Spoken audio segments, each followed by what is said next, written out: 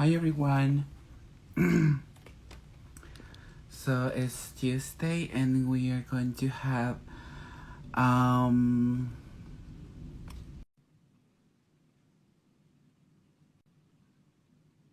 presentation. Hi Britt. Hi, Lisa. How are ya?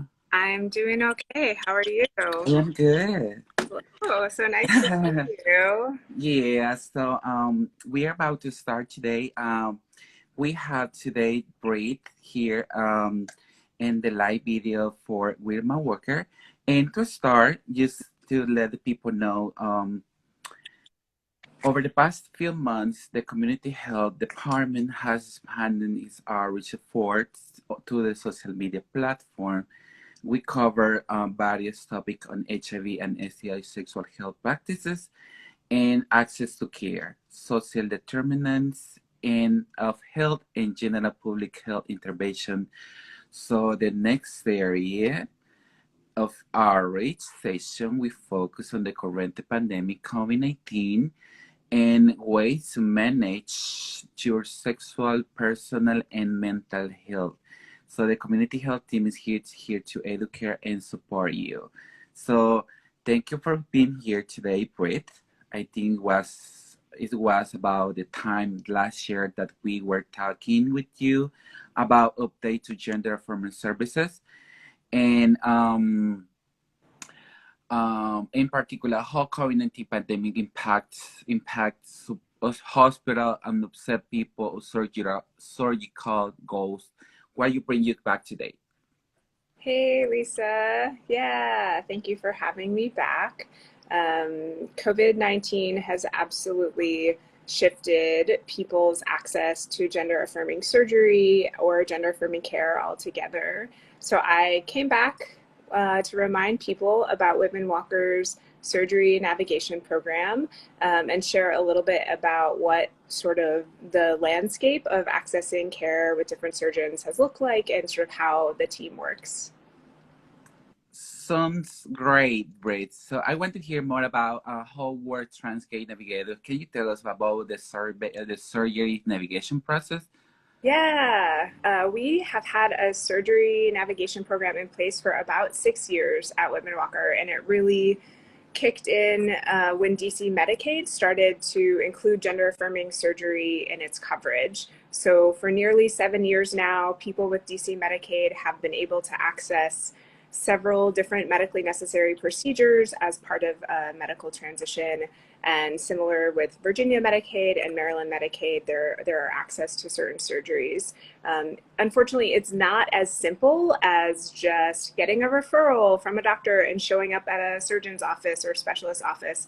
So to make it easier for people, we have two full-time trans care navigators, one of whom is bilingual in Spanish. That's great. And yeah, they help with patients along the way. So we try to help people to understand like the steps in the process, like why there's a process, think about insurance coverage, hear about some of the surgeons we refer to, and link them to behavioral health support. We help with scheduling consults, and we stay connected with people through their post-op care too. Oh yeah, that's good. So Transcade navigators do a lot. So it's like it will be difficult to access gender affirming surgery on your own, huh? So like it doesn't sound like very straightforward. So what is that? Yeah, it's not very straightforward. Thank you for saying that. When we talk with people about the process, we usually describe it as like playing a game. We're all sort of doing the things that we're being asked to do to satisfy these requirements of some systems, so to speak. And we know that these are systems that are founded in white supremacy and for cisgender, heteronormative people. So yeah, we know that those systems are holding a lot of gender norms and binaries. But if somebody wants to use their insurance, if they have insurance, or a lot of people, if they have insurance, they have to use insurance, they can't afford it otherwise, then we sort of have to follow the rules that are in place by their insurance or by the surgeons.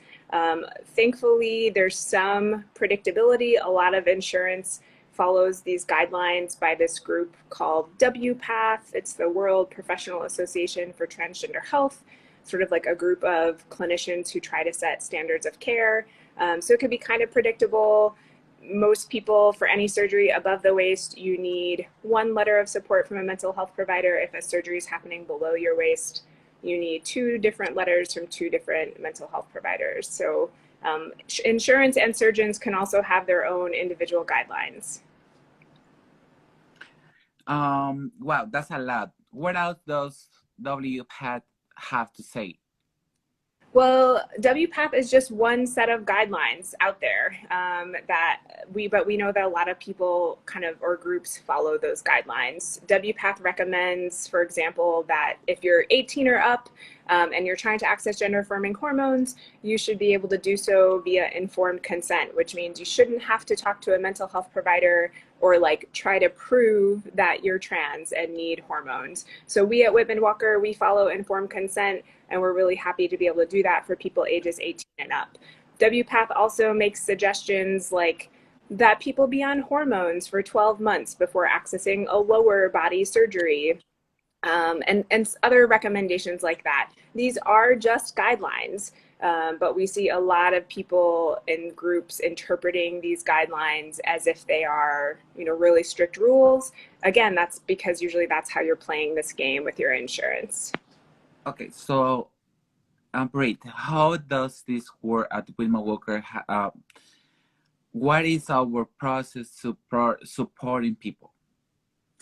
Well, like most things, I think we try to work as a team. So a person's going to start off discussing their surgical goals in a medical visit. We know that some surgeons do have some like kind of wild physical body requirements. So we have medical providers start off those conversations with patients to sort of help prepare them for what a surgeon might require, talking about things like a body mass index or needing to have hair removal for certain procedures. Some surgeons are really strict about nicotine or tobacco products. So the medical providers start off there. Once that conversation's happened, a medical provider would refer someone to a trans care navigator. The navigator's going to have kind of a conversation like this, sort of orient people to the way that we're going to support them, answer any questions right off the bat, help to schedule them with a mental health provider if they're not already working with someone. Those behavioral health folks are doing assessments specifically for gender affirming surgery. So it could be 2 to 5 sessions depending on the surgery someone's having, and maybe spend a total of 3 to 6 months going through the medical visits, going through the TCN process, going through behavioral health support. At the end of it, someone's going to have the letters of support that their insurance requires. They're going to know about surgeons that we commonly refer to, and they should have some idea of what their insurance will cover. Great. So let's see, we have one question here. So does WPATH are translated? Yeah, thank you for that question, Alexa. I Alexa. think, right, so WPATH, is it led by trans people? I don't know the exact percentage, but historically, no, it's been a lot of cisgender or non-trans people contributing their opinions or experiences to shaping these guidelines. My understanding is that over time, there's been a really big push because of advocacy within the trans community to have more direct representation from trans folks. So people who are actually themselves maybe going through surgery processes or experiencing these guidelines, they get to chime in and help shape what those look like.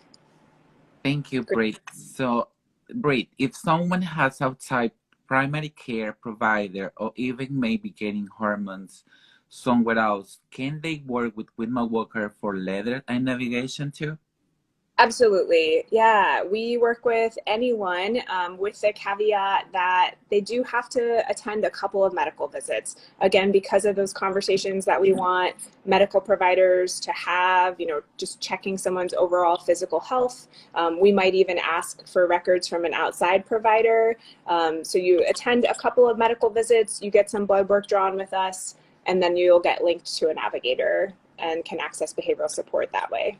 Thank you. So how does your team know which surgeons are out there? Do you professional recommendation? Oh, great question. Right. How do you find surgeons? We get this question all the time. So for the last 7 years that DC Medicaid has been covering surgery, it's been a lot of like guessing and moving targets. We spend time reaching out to hospitals in the area that accept Medicaid, and we say, who are your specialists? Who knows how to do these procedures? What training do they have? We work with gynecologists, plastic surgeons, urology, ear, nose, and throat surgeons, and probably just go with who they recommend. And then we sort of try to get people's experience and hear what those different surgeons are like. For a couple of years, for example, for several years, up until 2018, there had never been a surgeon accepting DC Medicaid who performed vaginoplasty. And then there was one, and he accepted DC Medicaid for just a couple of years, maybe a year and a half, and then he dropped Medicaid. So there's a lot of back and forth trying to stay up to date with what's happening. We hear about surgeons all the time though, and usually a hospital will contact us and say like, here's your one surgeon in the area who's gonna be your go-to, the one person who will do trans care. Sometimes that's what it's like too. Great. So, great. So, do you all get to make recommendation? I'm sure you have a lot of experience in hearing from patients who provide the best care. Yeah, we do hold a lot of experience. We've referred like thousands of people for gender affirming care. We hear a lot of stories about what people have experienced in different surgeons' offices. And we can't like vouch for any one surgeon in particular as Whitman-Walker. So we really try to talk with people, encourage them to do research, either like in their own community. Do they know anyone else who's seen this surgeon? Can they read reviews online? Can we point them towards reviews, maybe in a Facebook group? And we also encourage attend as many consults as you are able to. We know that resources and someone's access to resources can be a limiting factor in going to consults. So some people can travel hours away or to the opposite coast to access a consultation, or some people can wait 2 years on a waiting list, and we know not everybody can do that. So the navigators, we try to talk with people about all of the things to consider and help folks to make decisions based on what they need. That's great. So I hear why you saying at Whitman-Walker is not our role to play to tell someone who have a surgery with, but not to empower people to make the best choice for them. So that's pretty great. I love hearing about the Trans Care Navigators program today. If someone has a question for your team through the process, what is the best way to be in touch with the Trans Navigator team? Yeah, well, I'm going to share some contact information after. I saw we got a question of, is it okay if I answer this question Yeah, of from the course. Yeah, yeah. It says, what if a person's health insurance isn't set up properly? This happens sometimes where we hear that people, maybe, there's a lot of ways insurance can be confusing. It can be really hard to know what your specific benefits are. Also, we've recently experienced that some surgeons have told us, oh, we take this insurance, and then we find out after the fact it's very rare that there was a credentialing issue. And recently there was a surgeon's office that they didn't have their paperwork all set up. If you're having issues with your insurance, we want to help connect you to our public benefits team or your navigator to try to help understand what happened with your insurance in that surgeon's office. Sometimes it can take us a while to know what happened because the surgeon's offices don't always know that there was a problem, just like that example I described. If you're working with Whitman-Walker and you're connected to a navigator, that person will try to help make sense of, be that middle person, hear that communication from surgeons, and help you get the answers you need. So Lissa, I think your original question was, how does someone get connected to the team? Yeah. And yeah, my phone number, I'm going to share it here, is 202-797-4457. People are welcome to reach out to me, whether or not you're a Whitman-Walker patient. And then my team, there are 3 of us, we all do this work, and we can be reached at the word transhealth all one word, transhealth at Whitman-Walker.org. And each of us responds to emails Monday through Friday. And I think you can find us back. I think we'll be back later this month talking about more gender affirming care issues. And thank you again, Britt. This is a great information for people who are looking for surgeries and gender affirming services care is the best way. And the Whitman-Walker has the best team to help people out there. So before we go, we want to give you a few reminders about the COVID-19 and the vaccines. If you already got vaccinated, congratulations. You have been taking a really important step to prevent yourself, your loved ones, and your community from illness. So the Delta variant is soaring across the United States at the moment, and it's totally understandable why you may want to keep wearing your mask. So the vaccine is not 100% effective, so more contagious variants are spreading out there, and there are very few protocols in place to actually verify that folks around you are vaccinated. So keep on and stay alert. Yes, exactly. And if you haven't been vaccinated and you're looking for an appointment, Whitman-Walker Health has COVID-19 vaccine available.